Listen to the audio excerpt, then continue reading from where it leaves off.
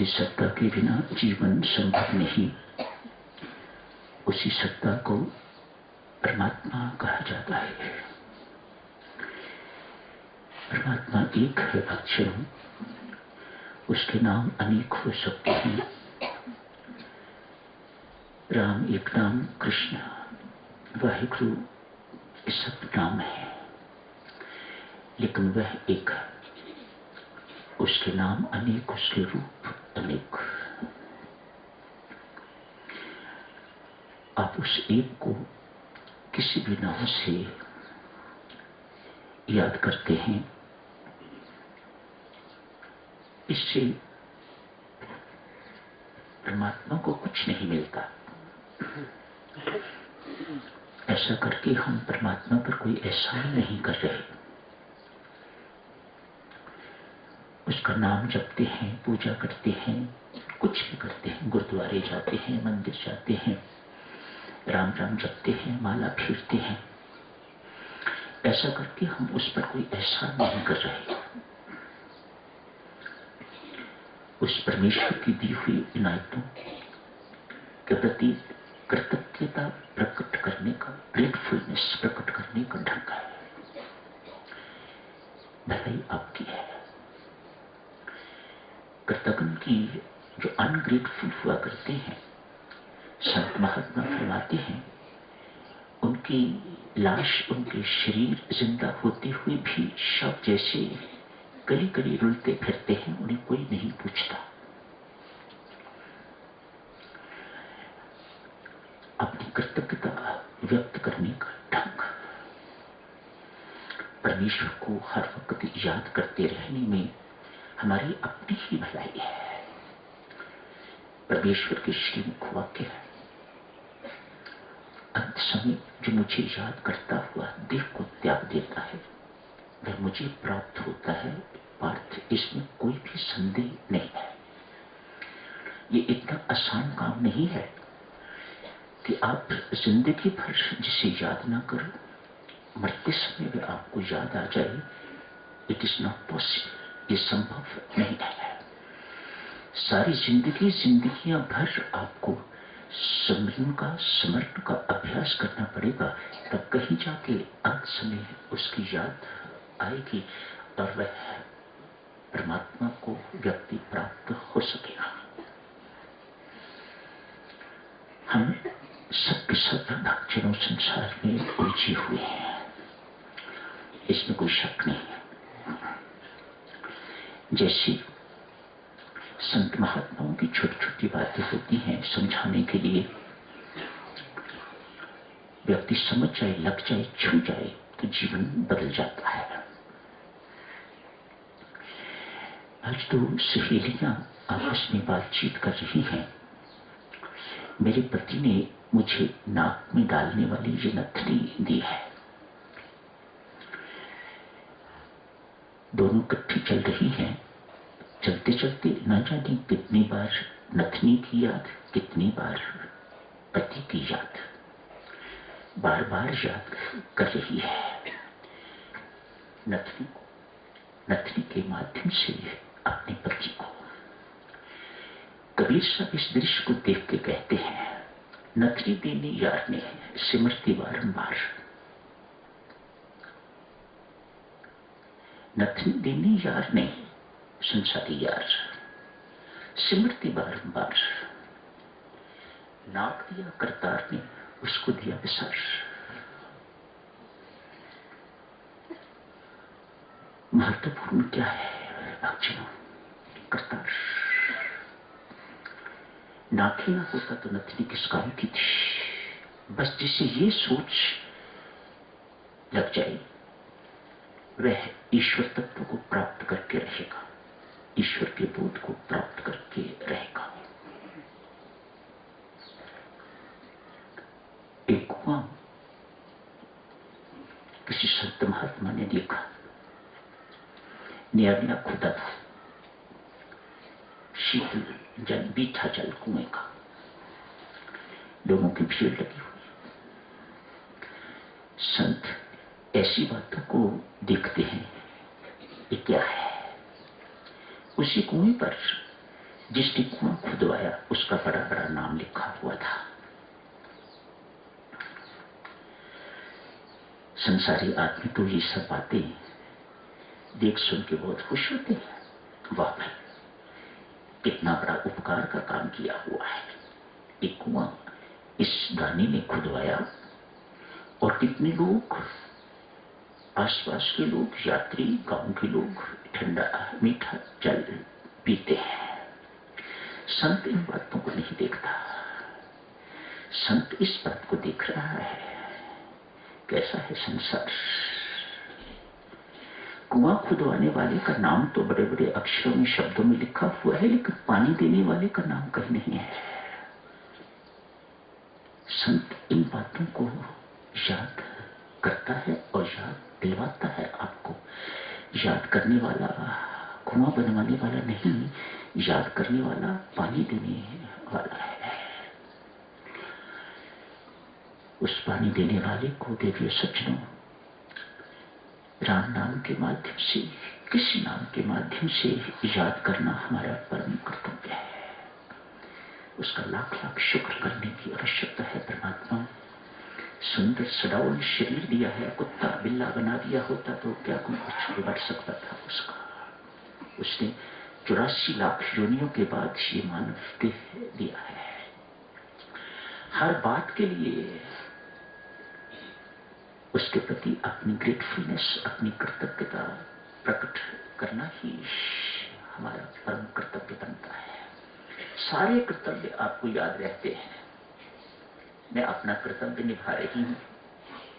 बच्ची कहती है मैं अपनी मां के प्रति कर्तव्य निभा रही हूं। मां कहती है यदि मैं अपनी पुत्री की देखभाल ना करूं तो मैं अपना कर्तव्य नहीं निभा रही। जिसने ये सारे कर्तव्य दिए हुए हैं, व्यक्ति उसके प्रति कर्तव्यों को भूल जाता है। ये संसार है। संसारी नहीं बनना, भक्त बनना है। परमेश्वर की दया के, परमेश्वर की कृपा के पात्र बनना है। शुभकामनाएं, मंगल कामनाएं। होता है भक्ति योग नामक 12वां अध्याय। इसकी चर्चा साक्षी कल परसों करेंगे। सर्वप्रथम एक सुझाव है मनाली के साधकों के लिए एवं आसपास के साधकों के लिए।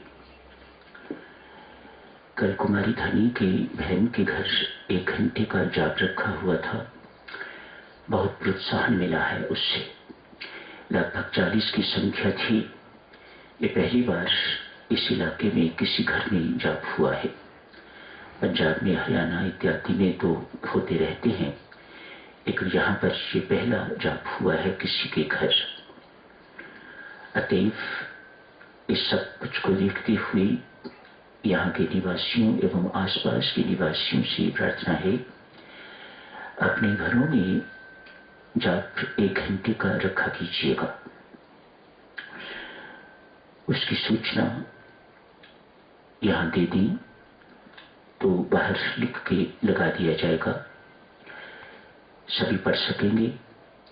जो साधक अपनी सुविधा के अनुसार उस जाप में सम्मिलित होना चाहें, उनका हार्दिक स्वागत है। वे सम्मिलित हो सकते हैं। मार्केट के साधक वहां सम्मिलित हुआ करें। गांव के साधक गांव में, यदि मार्केट के गांव आ सकते हो तो बहुत अच्छी बात है। ना आ सकते हो तो इसे मजबूरी नहीं बनाना। कोई घर में संकट आ गया है, कोई विपत्ति आ गई है, कोई खुशी का अवसर है, कोई भी कारण हो, किसी भी कारण आप जाप रखना चाहते हैं, उसकी सूचना मेहरबानी करके यहाँ दें। साधकजनों, ये करने की चीजें हैं, करनी चाहिए। आप कहते हो हमने जाप रखवाना है, नहीं, जाप रखना है, जाप करने की चीज है, जाप करना है। हमने अपने घर में अखंड पाठ रखवाना है। ये पाठ रखवाने की चीजें नहीं है, ये करने की सी चीजें हैं। ये जिन्होंने रखवाना शुरू कर दिया हुआ है उनको विशेष लाभ नहीं हुआ करता। हमने अमृतवाणी का पाठ रखवाना है, नहीं, अमृतवाणी का पाठ करना है। जिस घर में हो ये जाप, उस घर के सभी सदस्य बैठे, बाकी सबका स्वागत है, जो भी जाना चाहे वह जाए। कुछ एक साधक जिम्मेदारी ले सकते हैं, कुमारी धनी बंती जिम्मेदारी ले सकते हैं, नाथुराम जिम्मेदारी ले सकते हैं। नाथुराम से निवेदन है, नाथुराम हर जाप में जाएं। आप जाप के अंदर नहीं बैठना, आप बाहर बैठा करें, जूतियों की सेवा किया करें। आप गिरे कितनी जूतियां हैं और 1 महीने के बाद मुझे सूचना दिया करें कि इतने दिनों में इतने जाप हुए और इतनी संख्या रही। तो ये तो साधक यहाँ के साधकों के लिए एवं आसपास के साधकों के लिए निवेदन था। आशा है ये जारी रखेंगे। यहाँ के साधक भी, शनाब के साधक भी, जहां भी करना चाहे। अच्छा लगेगा आपको, बहुत ही अच्छा लगेगा साधकों को ऐसा करना। अपनी सुविधा के अनुसार रखें। जो साधक कर्मचारी हैं वे छुट्टी के दिन जाप रख सकते हैं अपने घरों में। जो कर्मचारी नहीं, गृहस्थ हैं, घर में रहने वाले ही हैं, वे तो किसी दिन भी रख सकते हैं। जो समय उन्हें ठीक लगे वह अच्छा समय तो यही होगा जो सबको अधिक से अधिक को सूट करे। शाम को 4 से 5 का जैसे कल था। शुभकामनाएं देवी सज्जनों, मंगल कामनाएं। यदि ये सुझाव जहां जाप नहीं होते उनको भी ये सुझाव ठीक लगे तो वह भी अपने अपने स्थानों पर इसका पालन कर सकते हैं। धन्यवाद। कल साधक थोड़ी प्रेम पर चर्चा चली थी, भगवत प्रेम पर। ये संसारी प्रेम प्रेम नहीं है, ये शब्द बड़ा गलत है, लस्ट है। ये प्रेम नहीं है। प्रेम हमेशा बहुत शुद्ध शब्द है और शुद्ध के साथ, परम शुद्ध के साथ ही हुआ करता है और वह है परमात्मा। इसलिए इस प्रेम को दिव्य प्रेम कहा जाता है, भगवत प्रेम कहा जाता है। इस प्रेम में देवी सज्जनों बड़ी विलक्षण बातें हैं। सबसे विलक्षण बात, इसमें शरीर की आवश्यकता नहीं है। जो शरीर चाहते हैं वह अभी इस प्रेम के, विशुद्ध प्रेम के पात्र नहीं हुए। शरीर की आवश्यकता वासना में है, प्रेम में नहीं है। वह तो निराकार है, वह ब्रह्म परमात्मा दिखाई नहीं देता, अव्यक्त है। उससे प्रीति करनी है। शरीर कहां से लाओगे? उसका शरीर है ही नहीं, वह अशरीर है। ऐसे भगवत प्रेम को प्रेम कहा जाता है जहां शरीर की आवश्यकता नहीं है। हाँ, गुरु माध्यम बनता है। एक सच्चा गुरु क्या करता है? अपने शरीर के प्रति प्रीति डलवा के उस प्रीति का रुख परमात्मा की ओर मोड़ देता है। अपने साथ चिपका के नहीं रखता। एक सच्चा गुरु अपने इर्द गिर्द भीड़ इकट्ठी नहीं करता। उसका मात्र इतना ही कर्तव्य है, जगत की प्रीति जिसे झूठी प्रीति कहा जाता है, उस प्रीति को तुड़वा के अपने साथ प्रीति जोड़ के तो उस प्रीति का रुख परमात्मा की ओर मोड़ दे। ये गुरु का काम है। ये संसारी नहीं कर सकता, ये शिष्य नहीं कर सकता। अतएव परमात्मा ने गुरु के ऊपर बहुत बड़ी जिम्मेदारी दी हुई है। साधक जनों, कितना सुंदर शब्द है गुरुद्वारा। जानते हो क्या अर्थ है इसका? बहुत सुंदर अर्थ है। गुरु है वह द्वार। गुरुद्वारा अर्थात गुरु है वह द्वार जिसे लांघते तो आप परमात्मा के महल में, परमधाम में प्रवेश कर सकते हो। कितना सुंदर नाम, सोच बूझ के साथ ये गुरुद्वारा नाम रखा हुआ है। गुरु है द्वार। क्या करता है? अपने साथ प्रीति जोड़ के, संसार के साथ प्रीति तोड़वा के तो आपकी प्रीति का रुख परमात्मा की ओर मोड़ देता है। वहां शरीर की आवश्यकता नहीं है। जहां शरीर की आवश्यकता है उसे प्रीति प्रेम नहीं कहा जाता, उसे वासना कहा जाता है। इस प्रेम में शरीर की आवश्यकता नहीं है। प्रेम एक ही से हुआ करता है। ये प्रीति जगह जगह नहीं की जा सकती। ये जगह जगह प्रेम नहीं जोड़ा जाता, एक ही से होता है। जगह जगह प्रेम जोड़ने वाले को भटकना कहा जाता है। मानो उसकी प्रीति अनन्य नहीं है।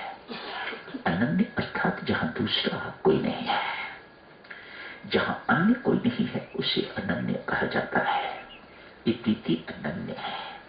ये प्रीति जगह जगह वाली नहीं है। कल आपने सुना था ना, वह चंपा का फूल क्या कहता है? संत कहते हैं चंपा के पुष्प से, तेरे अंदर है 3 गुण, रूप रंग एवं वास।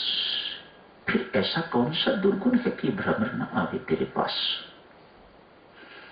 भ्रमरा कभी चंपा के फूल पर नहीं जाता। संत ने चंपा के फूल से ही ये पूछ लिया, तेरे अंदर है 3 गुण, रूप रंग एवं वास। फिर ऐसा दुर्गुण कौन सा कि भ्रमर न आवे तेरे पास? पुष्प उत्तर देता है, महात्मन निस्संदेह मेरे अंदर है ये 3 गुण, रूप रंग एवं वास। पर जगह जगह के मीत को कौन बिठावे पास? कोई कदर नहीं है उसकी। जगह जगह पर मुंह मारने वाला व्यक्ति, जगह जगह पर भटकने वाला व्यक्ति परमेश्वर के दरबार में आदर नहीं पाता। कच्चा है, झट से लेबल लगा देता है परमात्मा कच्चा है। इसे पता नहीं प्रीति क्या होती है।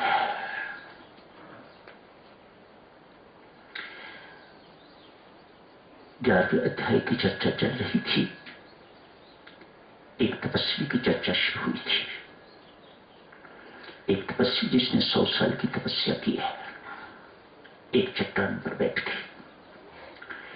आज देवऋषि नारद से प्रश्न करता है, वैकुंठ जाते हुए देवऋषि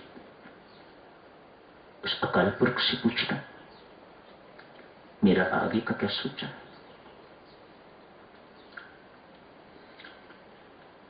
अपने घर में मेरा क्या ठिकाना बनाया है? देवऋषि को भी यह प्रश्न अभिमान का प्रश्न लगा, और भगवान तो सर्वज्ञ है। देवऋषि ने जाके भगवान से प्रार्थना की। भगवान ने तत्काल कहा, लगता है तपस्वी मेरे से ही साक्षात करना चाहता है। तनिक सोचो देवी सज्जनों,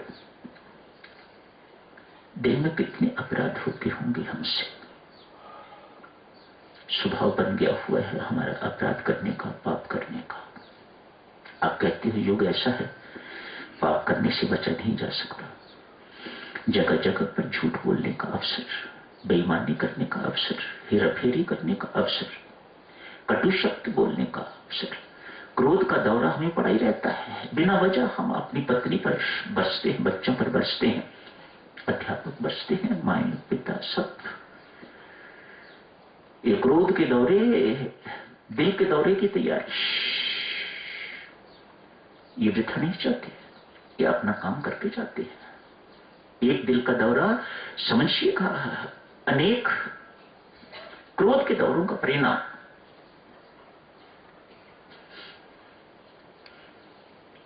आप कहते हो पाप के बिना कुछ होता ही नहीं, ये संसार ऐसा है। हम पाप नहीं करते तो लोग करवाते हैं। पाप किए बिना यहां रहा नहीं जाता।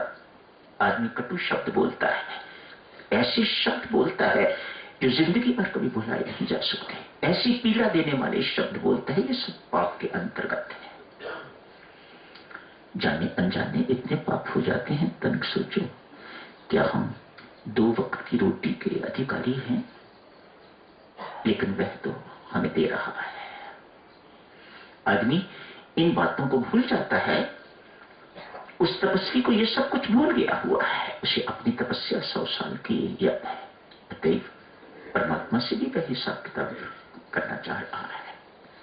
इतना ही कहना देवऋषि उसे जिस चट्टान पर बैठ के 100 साल तूने तपस्या की है, यदि तू हिसाब किताब ही करना चाहता है तो अब वह चट्टान तेरे ऊपर बैठेगी 100 साल तक।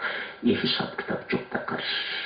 देव ऋषि ने आके तपस्वी को कहा, भगवान ने ये संदेश भेजा है आपके लिए। तपस्वी को लगा अभिमान को चोट लगी। बड़ी आसानी से अभिमान को चोट लग जाती है, वेरी सेंसिटिव, इसको चोटें लगती ही रहती हैं। बहुत अपमानित महसूस किया, कहा अन्याय है। परमेश्वर की करनी में अन्याय देखने वाला तपस्वी नहीं हो सकता, साधक नहीं हो सकता, एक अभिमानी हो सकता है, जिसे साधना का अभिमान है एवं तपस्या का अभिमान है। दोनों साधना एवं तपस्या व्यक्ति को विनम्र विनीत बनाने वाली चीजें यदि अभिमानी बना दे तो कल भी आपसे अर्ज कर रहा था कि ये महाअभिमान है। आखिर भगवान भगवान है।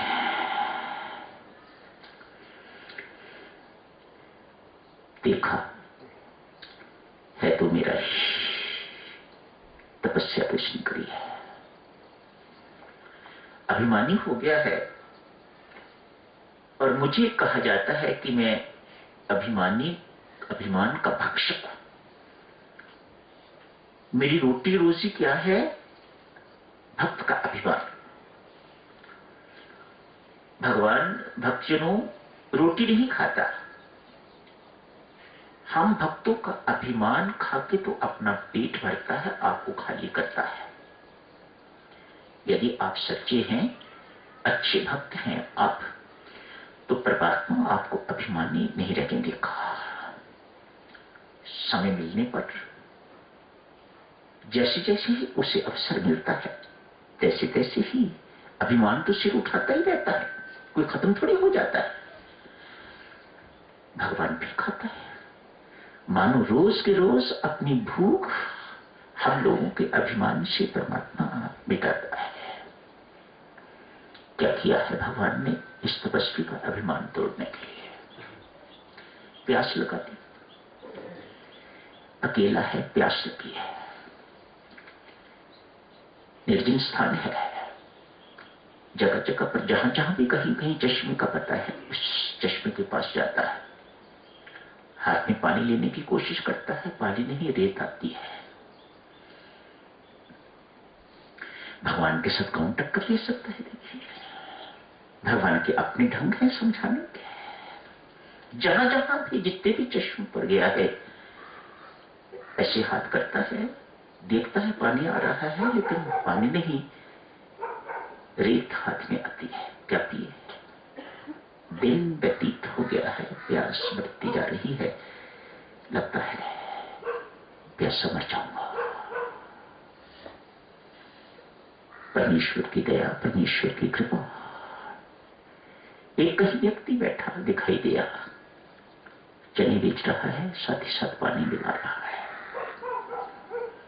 लोग निकल रहे हैं, पानी पीते जा रहे हैं। परमात्मा की लीला, परमात्मा का खेल दिखाई देता है। ऐसी जगह में कहां व्यक्ति आएगा, कहां पानी पिलाने वाला आएगा, कहां चने बेचने वाला आएगा? एक न एक दुकान खोलती परमात्मा ने। लोग पानी पीते जा रहे हैं, चने बेचते जा रहे हैं। कोई 5 पैसे दे रहा है, कोई 10 पैसे दे रहा है।